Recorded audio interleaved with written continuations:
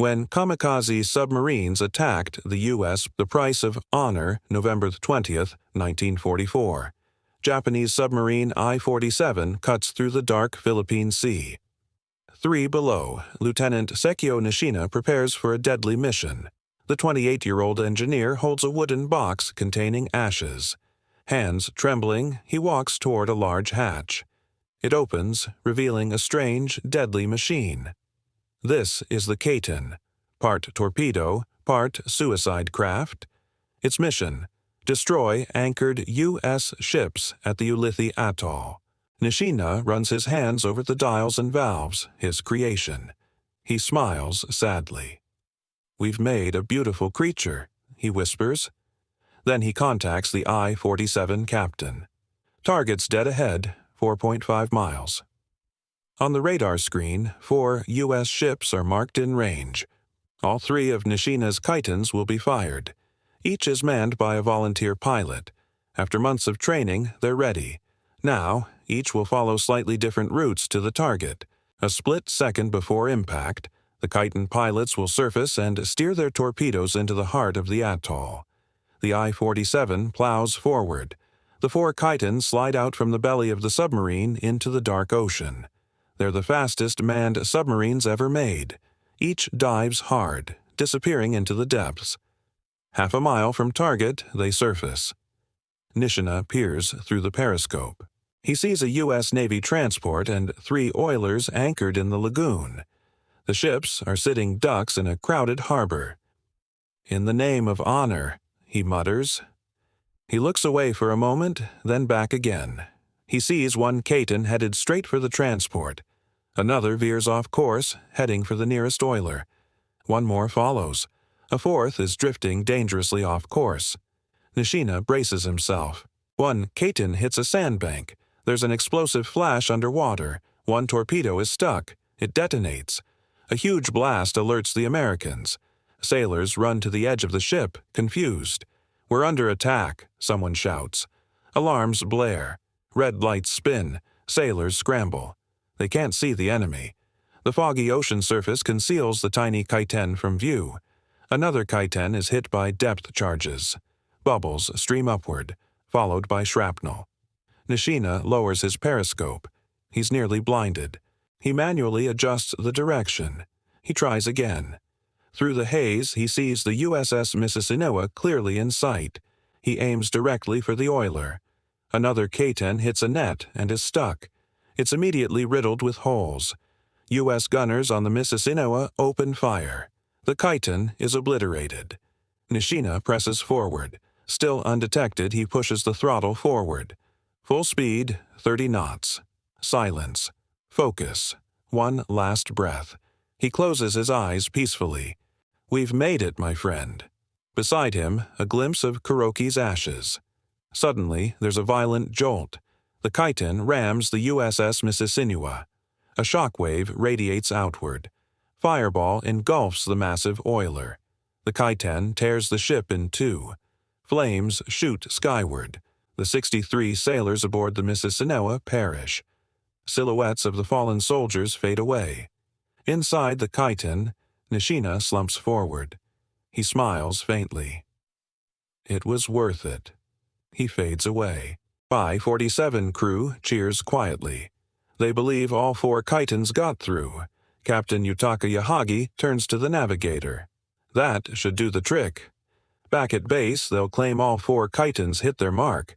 Actually, only one did. That day, Japan launched 7 Kaiten attacks. 6 failed.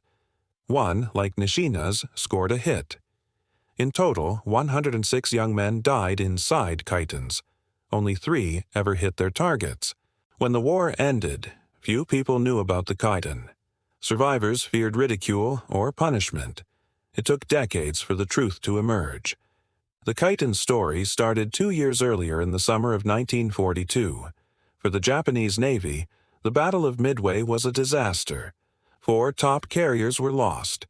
But the spirit of Midway lived on in the hearts of many Japanese. When Japan began losing the war, those memories grew stronger. On October 25, 1943, 2 engineers sat hunched over a table in a dimly lit room. Kuroki and Nishina were close friends and colleagues. Japan's hope was fading fast. Desperation was growing. Kuroki turned to his friend. "If I die, I'll take one of them with me." Then the idea was born. How about a one-way weapon? A manned guided torpedo, a new type of submarine that could race silently through the depths. Officials rejected their idea. Eventually, the desperate pair signed a paper in blood, sealing their fate. Soon, a blueprint came to life.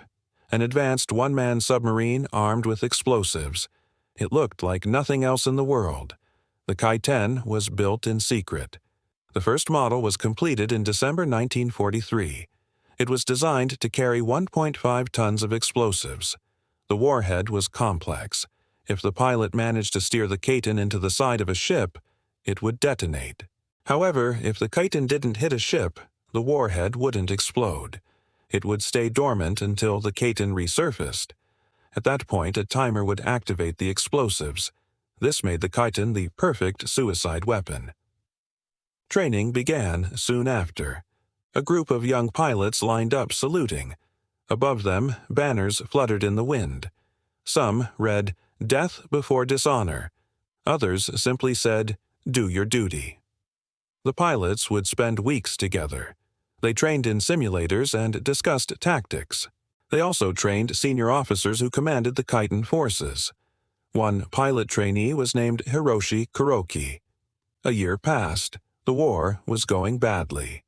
In September 1944, bad weather forced trainees below deck. They huddled together as the storm raged. Kuroki dove alone. He wanted to show the others how it was done. As his Kaiten submerged, it crashed into the seafloor. He was trapped. There was no escape hatch. He pounded on the thick window. No one could hear him.